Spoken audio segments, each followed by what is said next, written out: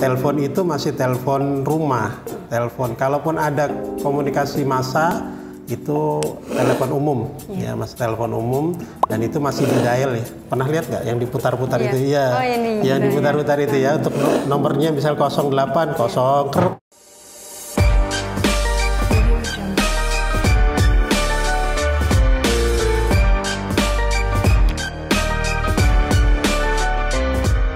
Assalamualaikum warahmatullahi wabarakatuh. Waalaikumsalam warahmatullahi wabarakatuh. Setelah tadi kita udah chit-chat sama Ustadz Afandi, nah sekarang aku pengen ngajak berdiskusi juga nih Ustadz tentang tema remaja sama salah satu Ustadz di SMP IT Nur Hikmah, yaitu Ustadz Nur. Nah sebelum kita mulai ke tema kita hari ini, Ustadz bisa sapa dulu teman-teman yang ada di rumah? Assalamualaikum warahmatullahi wabarakatuh, teman-teman SMP IT Nur Hikmah. Alhamdulillah Ustadz diberi kesempatan untuk ngobrol di forum chit-chat ya namanya ya, podcast chit-chat SMP IT Nur Hikmah, luar biasa ini. Mudah-mudahan dari pertemuan ini Allah berikan keberkahan, kebaikan dan kebermanfaatan ya, terutama untuk Ustadz Nur, untuk Sira dan untuk kalian semua. Kan hari ini kita akan berdiskusi nih Ustadz tentang akan chit-chat tentang temanya remaja. Nah Ustadz sebelum Zira mulai, Zira pengen nanya dulu Ustadz, udah berapa tahun ngajar di SMP IT Nur Hikmah? Di SMP IT Nur Hikmah Ustadz sejak awal berdirinya ya. Tahun berapa itu? Tahun 2015 kalau tidak salah ya, SMP IT Nur Hikmah itu ya.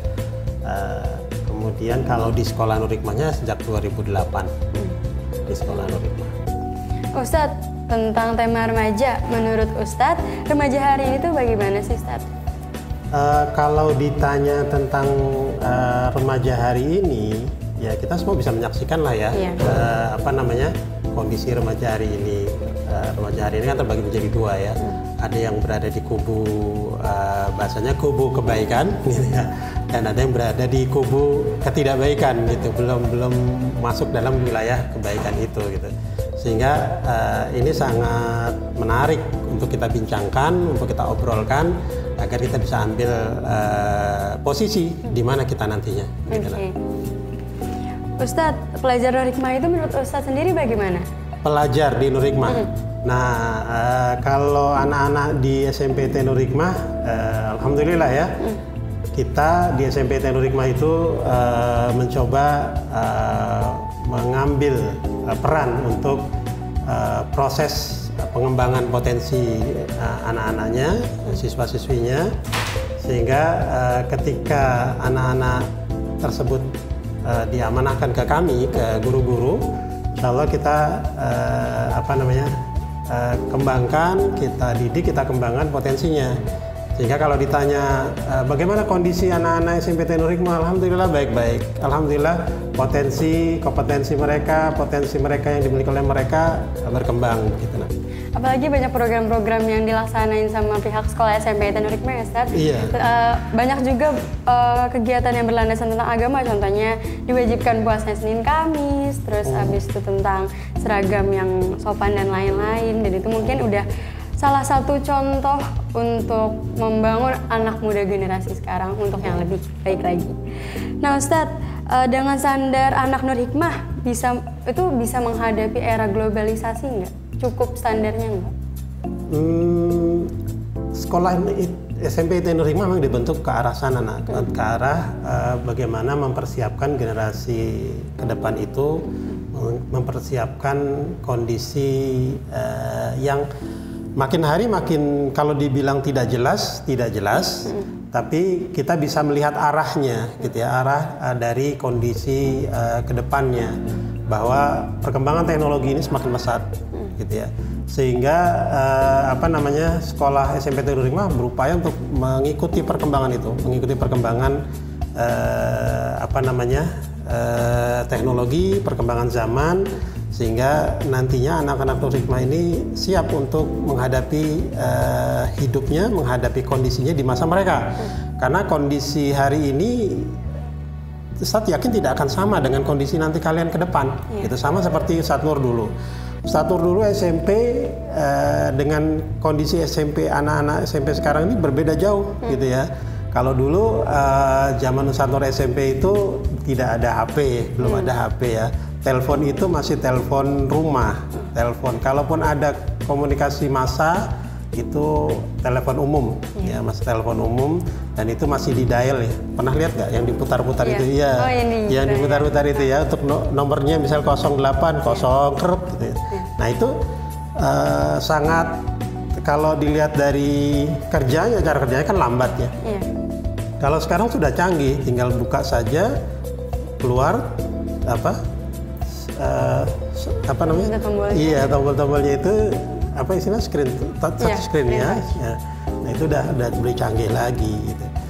Dan itu tidak pernah kita pikirkan dulu. Ustadz Nur nggak pernah berpikir bahwa nanti Ustadz Nur di tahun 2021 ini akan menghadapi kondisi seperti itu, enggak. Dan ternyata sekarang Ustadz Nur menghadapi itu gitu. Nah artinya kalian itu nanti disiapkan oleh SMPT Nur Hikmah untuk menghadapi kondisi seperti itu. Ya, menghadapi kondisi teknologi yang semakin pesat, menghadapi zaman yang mungkin tidak jelas nanti gitu ya, menghadapi wilayah-wilayah pekerjaan atau profesi yang tadinya belum pernah ada. Dulu profesi Grab, Gojek itu hanya ojek pangkalan gitu kan ya. Kalau sekarang udah Grab gitu. Bahkan dulu tidak ada istilah GrabFood atau ini ya. Kalau sekarang udah ada gitu. Nah artinya kemungkinan ke depan bisa jadi GrabFood akan hilang. Kemungkinan ya. Gojek juga bisa jadi akan hilang. Kenapa? Teknologi akan semakin pesat. Kemungkinan dulu waktu awal-awal ngajar angkatan pertama angkatan kakak kelas kalian itu, Ustadz ingat dulu awal-awal sedang maraknya kok Ustadz lupa ya, yang ada baling-balingnya itu, yang buat ngesut di atas itu drone ya. Udah tua ya.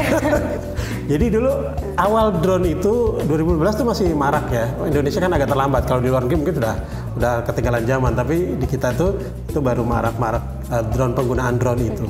Nah Ustadz pernah ngomong di depan kakak kelas kalian tuh di hadapan ketika sedang mengajar. Ustadz kan ngajar PAI ya. Nah Ustadz sampaikan kalau sekarang ini drone itu hanya untuk membawa kamera, men-shoot kamera. Mungkin kalian bisa merancang nanti drone ini bisa membawa orang gitu.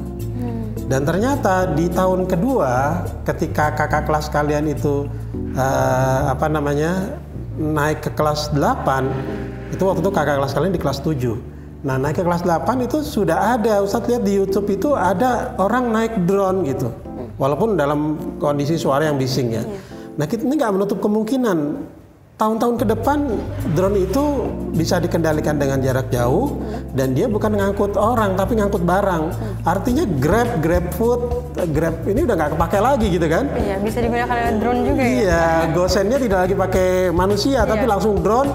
Misalnya Ustadz pesan barang, pesan makanan, misalnya pesan rujak di tukang rujak ini, kemudian Ustadz kirim, tinggal desain alamat lengkap gitu ya. Di atas itu nanti ada barang-barang, ada rujak, nanti ada banyak iya betul, akan bertebaran tuh di atas nanti itu. Tinggal memang mentalitas kita. Kalau sekarang kan mentalitas kita masih bahasanya apa ya? Kalau istilah Ustadz Nur itu masih norak gitu ya. Kita kan kadang norak gitu. Ada diselepet nanti malah gitu. Nah itu kira-kira seperti itu. Nah jadi kalau pertanyaan tentang SMPT Nur Hikmah ya kita menyiapkan ke arah sana. Tapi tetap kita juga tidak ingin meninggal biarkan anak-anak SMPT Nur Hikmah ini yang diamanahkan ke kita ini hilang jati dirinya, jati diri sebagai seorang muslim. Kita tetap akan bekali itu juga gitu kira-kira. Di era globalisasi ini bagaimana sih cara anak muda sekarang Ustadz itu bisa ke arah yang positif, karena kan pasti banyak godaan-godaan dan lain sebagainya nih Ustadz. Nah itu bagaimana cara anak-anak muda zaman sekarang tuh bisa ke arah yang baik-baik? Ini tantangan zaman dan tantangan masa. Setiap masa itu ada tantangannya, setiap zaman itu ada tantangannya. Tantangan zaman Ustadz Nur dulu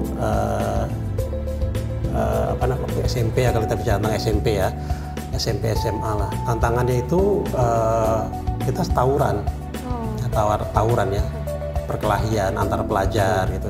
Itu marak sekali zaman Ustadz Nur SMP. Nah sekarang sudah tidak ada lagi, yang sudah jarang sekali perkelahian atau tawuran antar anak sekolah gitu. Walaupun mungkin ada 1-2 di beberapa tempat ya, tapi di secara global, secara umum yang dekat dengan kita Jakarta, kemudian yang dekat dengan wilayah kita Depok, Bogor, itu sudah tidak semarak dulu waktu Ustadz Nur SMP, SMA gitu ya. Nah seperti itu. Jadi tiap zaman ada tantangannya. Nah makanya di zaman kalian nanti tantangan itu kan lebih besar lagi gitu ya. Nah bagaimana kalian bisa menyiapkan itu? Yang pasti kalian harus memahami bahwa kalian itu sekarang mungkin dianggap masih anak-anak ya, masih remaja. Kan kalau dalam Islam itu kan hanya ada dua kondisi anak ya, kondisi anak-anak dan kondisi akil balik gitu. Tapi dalam teori psikologi dan ini menurut Ustadz Nur nggak bermasalah ketika ini untuk kita pendekatan kita ya. Ada tahapan di mana tahapan anak-anak, kemudian tahapan dewasa. Nah tahapan ini antara anak-anak dewasa ini tahapan transisi yang kemudian disebut sebagai masa remaja atau adult gitu ya. Apalagi kemudian ada teenagers ya, teenagers. Nah ini yang harus yang harus diperhatikan oleh kalian, khususnya anak-anak SMP Nur Hikmah ya, bahwa tantangan itu ya, kita mau tidak mau harus hadapi. Nah sekarang bagaimana kita menghadapinya gitu ya, kita harus bisa memilah dan memilih. Kalau Ustadz sarankan, Ustadz sedikit mencoba memberikan masukan kepada teman-teman. Kalau di kelas juga Ustadz begitu ya, mengajar pada anak-anak itu, yang pertama kalian harus bisa menentukan masa depan kalian, cita-cita kalian. Kalian mau jadi apa, mau berperan sebagai apa di nanti di masa depan, ya di kemudian hari itu mau berperan sebagai apa. Nah kalau kalian sudah bisa menentukan target itu, bahasanya itu visi ya. Kalau dulu kita cita-cita namanya ya. Cita-cita kita sudah tahu ini. Nah kemudian bagaimana kita mencapai cita-cita ini. Nah kemudian tantangannya apa untuk mencapai cita-cita ini. Misalnya Ustadz Nur dulu SMP itu sebelum pakai kacamata ya, Ustadz Nur itu punya cita-cita jadi tentara, polisi, karena bapak Ustadz Nur polisi. Nah itu kita itu seperti itu. Ketika ditanya oleh papa itu, kamu nanti kalau besar mau jadi apa? Saya jawab mau jadi tentara, mau jadi polisi. Karena saya lihat polisi, tentara itu gagah banget gitu ya, dengan seragamnya, dengan ininya, ya itu gagah banget. Karena saya lihat profil ayah ya, bapak Ustadz Nur ya, bapak Ustadz Nur itu polisi. Nah begitu pakai kacamata gitu kan, karena kebiasaan dulu Ustadz Nur itu kalau baca buku itu sambil tiduran. Nah itu kan tadi saya bilang setiap zaman itu ada tantangannya. Nah tantangan sekarang ini bukan buku kan, tapi HP, handphone, smartphone ini bisa sambil tiduran, ini tantangan dan ini bisa ya merusak lebih parah ya dari buku ya. Kalau buku kan tidak ada cahaya yang memantul. Nah kalau satu dulu kebiasaan membaca itu sambil tiduran, memang enak sih, nyantai gitu ya sambil tiduran, kadang tengkurap gitu ya, kadang telentang dan lain sebagainya gitu. Nah terus pakai kacamata. Nah ketika pakai kacamata langsung bingung, alih program gitu, alih cita-cita, mau jadi insinyur, gitu ya. Jadi insinyur. Jadi nggak terbayang mau jadi guru gitu ya. Nah kemudian ketika selesai kuliah SMA, ikut tes di UI, di Undip, di UGM, ambil jurusan teknik sipil, nggak masuk gitu ya. Nah Ustadz baru tersadar itu ketika ada nasihat dari seorang ulama, seorang Ustadz, guru Ustadz Nur ya. Ustadz ngaji, kata guru Ustadz Nur, sebaik-baik ilmu itu diajarkan pada orang lain. Maka sebaik-baik orang adalah dia yang mengajarkan ilmu. Nah pahala yang paling besar adalah jadi seorang guru. Wah, Ustadz langsung muncul itu jiwa guru ya. Kayaknya bagus juga nih untuk jadi guru, karena ibu Ustadz Nur juga guru. Jadi ibu Ustadz Nur itu guru.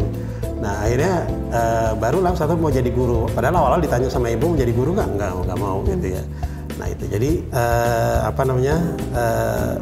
tadi yang pertama kita harus menyiapkan visi kita, apa tujuan kita, nanti mau jadi apa, kita mau berperan sebagai apa.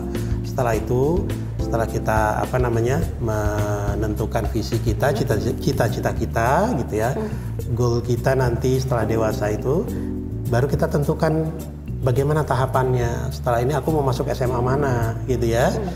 Setelah lulus SMP Nur Hikmah, apakah mau masuk SMA Taruna Nusantara, atau mau masuk SMA boarding school, atau mau masuk Husni Tamrin, atau masuk Insan Cendekia gitu ya, atau mau masuk SMA Nur Hikmah. Nanti insya Allah ada SMA Nur Hikmah ya, yang kita akan programnya akan lanjutkan dari SMP lanjut ke SMA gitu, seperti itu. Nah dari situ baru kita bisa menentukan lagi tantangannya apa. Setelah SMA kita mau masuk perguruan tinggi apa yang bisa menunjang peran kita nanti di kemudian hari gitu ya. Mau masuk jurusan apa ini. Boleh nggak berganti? Ya boleh. Terus dengan pertimbangan yang penting kita punya tahapan-tahapan itu. Setelah itu kita coba identifikasi lagi tantangan apa yang akan dihadapi nih, gitu. Nah baru setelah itu kita pilih, kita harus menentukan sikap dari tantangan yang ada.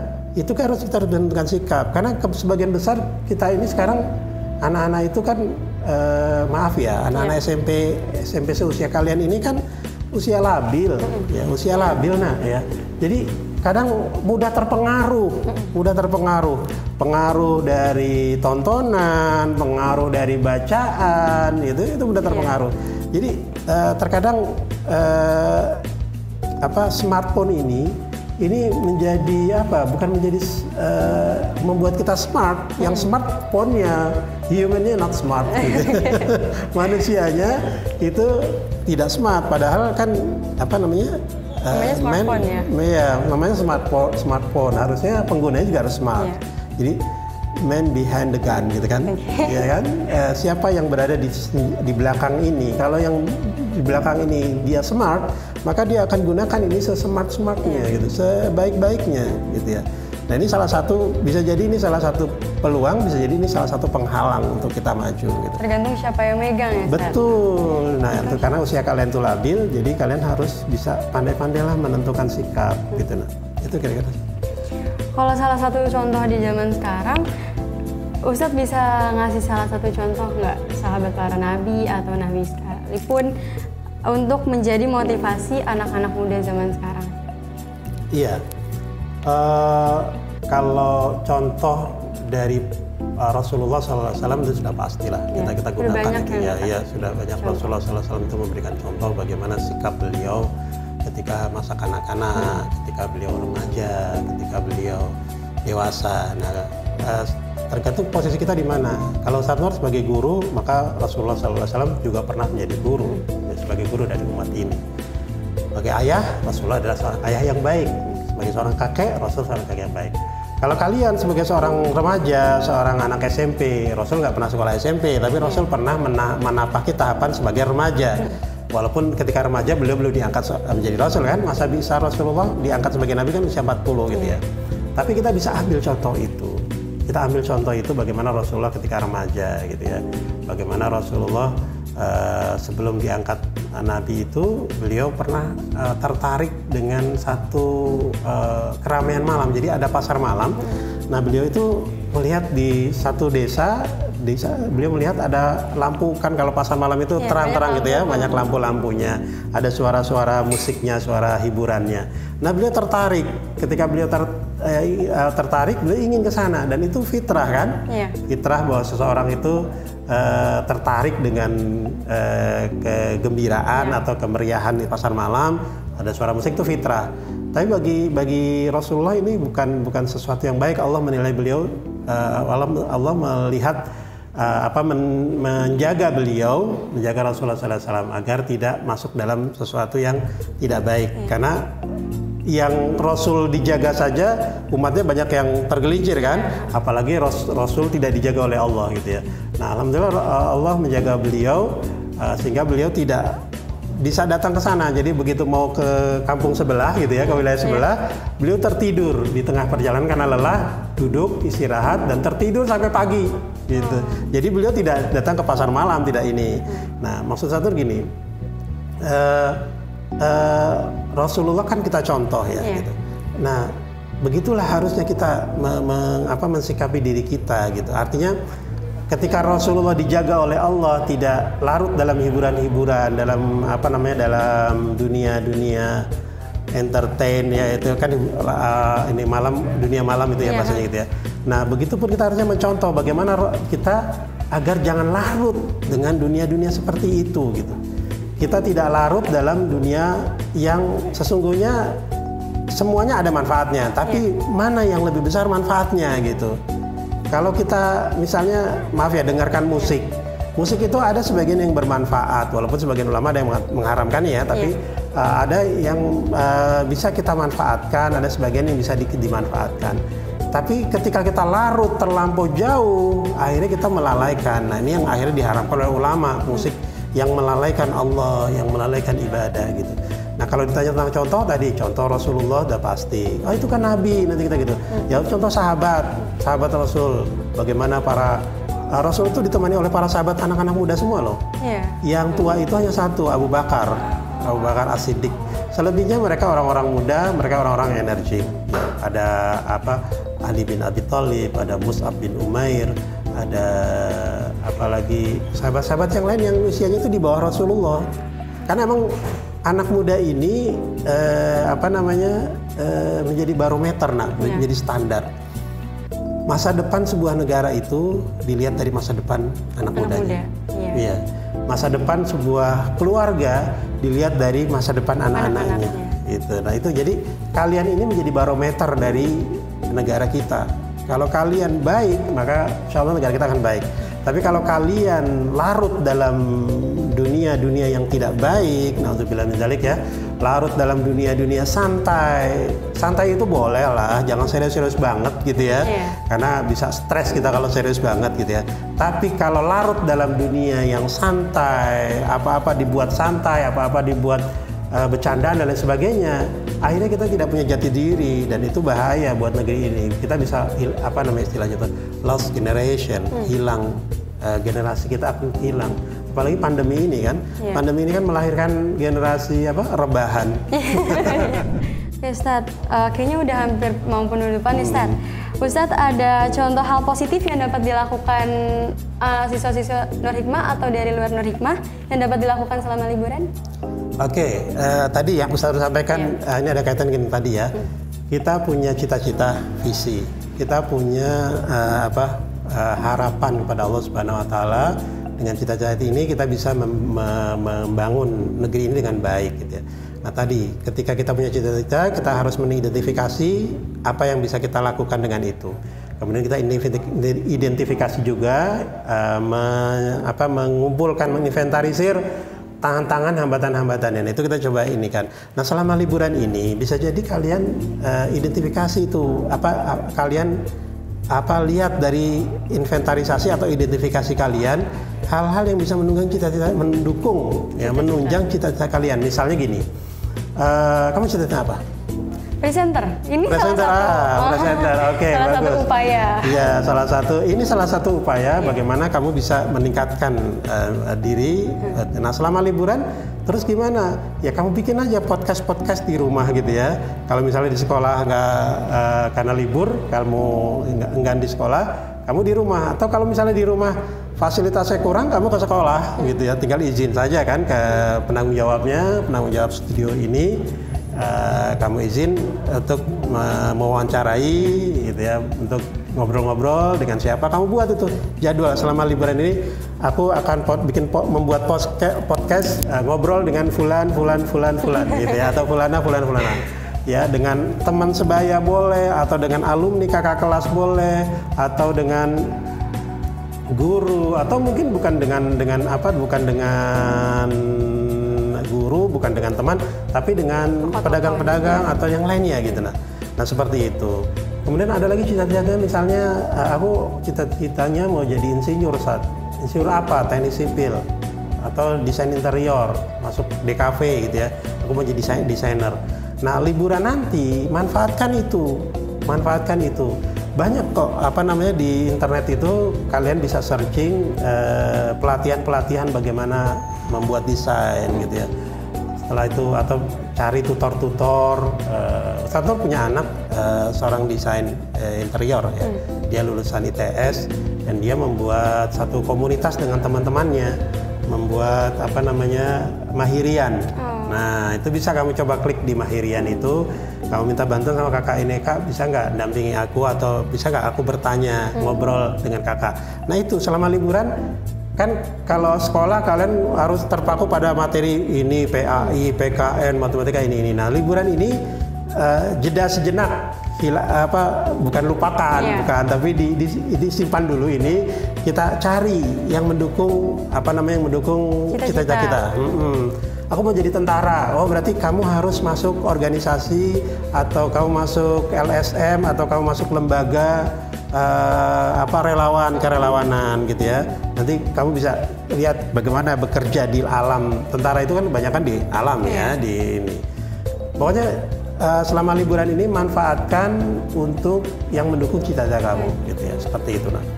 Nah itu dia perbincangan kita sama Ustadz Nur tentang remaja zaman sekarang. Oke, kayaknya itu aja. Makasih Ustadz udah nemenin chit-chat kita hari ini. Semoga banyak hal yang positif yang dapat diambil teman-teman semua. Dan semoga saran Ustadz Nur tentang liburan kali ini bisa dimanfaatkan oleh hal-hal yang positif untuk menggapai cita-cita kalian di masa depan. Oke, makasih semuanya udah nonton chit-chat ini sampai habis. Kurang lebihnya mohon maaf. Assalamualaikum warahmatullahi wabarakatuh.